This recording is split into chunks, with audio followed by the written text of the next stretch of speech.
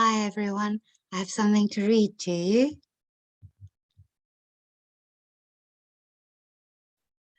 This is a somewhat gratuitous presentation in the sense that refuting an accusation that is yet to be levelled at one personally, just because the absurdity of it being levelled generally strikes you as hilarious, is not the purest of motivations for taking up other people's time. But in the spirit of the forthcoming epoch of a preventative, algorithm-driven society, where decisions will be made based on what might and not what actually has happened, consider it a preemptive strike. Perhaps I'm just sore because in all my naivety, I didn't realize that standing up against the privatization of bodily autonomy and now the privatization of community would leave me open to being called a far-right bouncy castle sympathizer. Adrian Monck, managing director of the World Economic Forum, recently wrote an opinion piece which was printed in a Canadian newspaper, the Globe and Mail. If I was an Australian, I would be somewhat indignant at the snub. All of the grief and none of the glory. Anyway, this illustrious newspaper is owned by the Woodbridge Company, the principal and controlling shareholder of Thomson Reuters, no less. And since there's obviously nothing to see here, we move swiftly on to the article itself, in which, motivated no doubt by a benevolent desire to give dissenters the heads up, Adrian Monck has kindly revealed the next shiny new hateful slur in the WEF playbook. And it's what I believe the Americans refer to as a doozy. My reference to the privatization of bodily autonomy requires, I think, no further explanation. But if you'll humor me briefly as I reflect on the privatization of community, I would be disproportionately grateful. I was asked recently just exactly what aspects of Agenda 2030 filled me with such fear/dread/loathing. As you might intuit, the question was loaded more towards the patronizing end of the interaction spectrum. I tried, however, to answer without too much similar indulgence. And now I'm quoting myself. I think that the most frightening thing about Agenda 2030 is that it is all wrapped up in digital ID/biometric recognition/inescapable surveillance, which, when combined with data harvesting/social credit scores/carbon token system/digital currency and AI, will mean that everything that people care about, every cause that matters, will be subsumed into the framework of communitarianism. The term communitarianism derives from the words communism and capitalism. It is a way of monetizing communism for the benefit of a small handful of overlords. It's the worst of both. Schwab and Gates don't intend that they own nothing and be happy. They intend that you own nothing, whether you are happy or not. So, what does this mean in practice? Well, put very simply, it means that public-private partnerships are not a benign force for the good, where funding is made available for people to pursue causes of community-driven import without being beholden to the paymaster.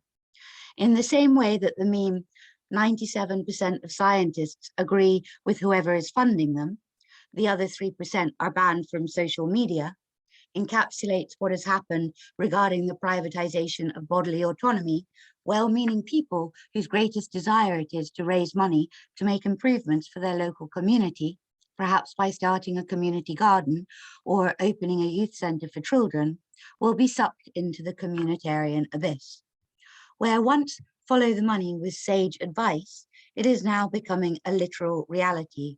You will be forced to follow the lead of those with the money.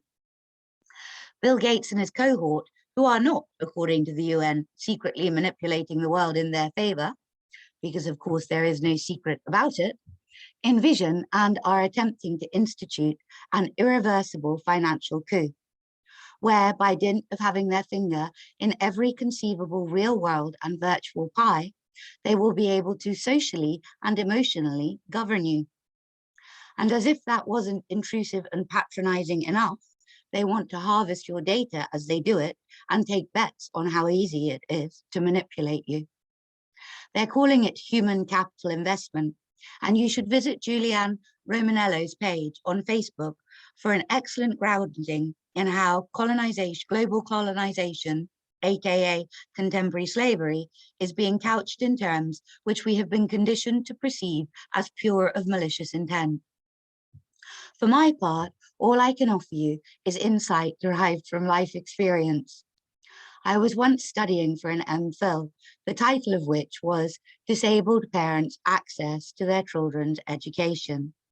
To clarify, I had actually applied for a different MPhil, which I didn't get, but one of the people on the interview panel got back to me and asked me whether I would undertake this one, for which they had recently secured funding. Being entirely, I want to say, naive, but stupid probably covers it better, I paid no heed to this mention of funding. I was merely delighted to have the opportunity to prove my worth, or more honestly, to try and cover myself in academic glory. So rather than starting my research by looking at the funder, I started by defining my terms. And after 6 weeks of reading every book I could find on the definition, history, theory, and perception of disability, I wrote the first 10,000 words of my thesis, a literature review, and submitted it to my supervisor with bated breath and high hopes. That, after our wee tete-a-tete, I upped sticks and ran away to Libya with an illegal immigrant, should tell you all you need to know about how rattled I was by her stern disapproval and the failure of my other supervisor to say a word in my defense.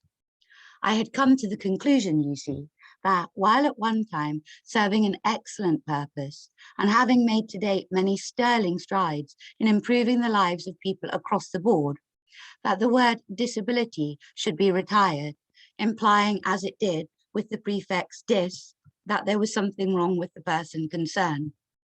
I thought that perhaps rather than calling a toilet a disabled toilet, we should call it a wide access toilet and trust people to use it accordingly. Now, whether there really was any merit in my 27-year-old, well-referenced musings is largely irrelevant in the face of the fact that I was disallowed from pursuing the line of thought. Not because I was presented by my supervisor with any academic arguments to the contrary, but because the MPhil was funded by an organization with the word disability in the title. And as it turns out, so was her position as head of disability studies. Anyway, I'm not suggesting that everyone who tries to start a community garden is going to end up in Tripoli, but I hope that the anecdote serves in some way to illustrate my point. If every cause that anyone could possibly ever care about ends up being funded by a public-private partnership, then all good causes will become beholden to the best interests of the greatest shareholder. Now, I realize that I haven't actually referenced the slur in Adrian Monck's article. And maybe that's on purpose, because as he well knows, all publicity is good publicity, which is why the article is actually so important. I doubt very much that he wrote it himself. If he did, then it was lacking a certain je ne sais quoi that one would usually attribute to a fine mind. But regardless, the fact that he and his organization, aka the elite, have taken the gamble of drawing attention to the "it's not a conspiracy theory" that the WEF intends for people to own nothing and be happy by 2030, means that the truth has finally gained sufficient traction for them to take the gamble of promoting it by trying their hand at steering the narrative.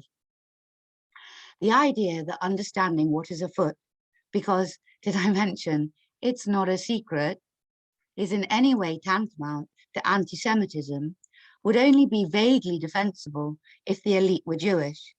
And I say vaguely because telling the truth about who is pulling any given strings isn't the same as disliking them on the back of their religion.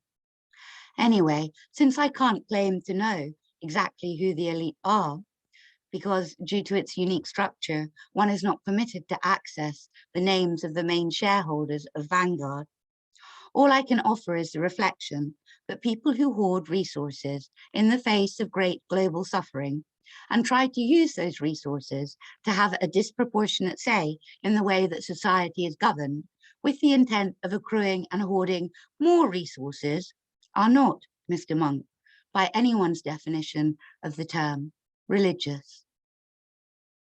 Thank you for listening, guys. There we are. All right. I love you. Bye.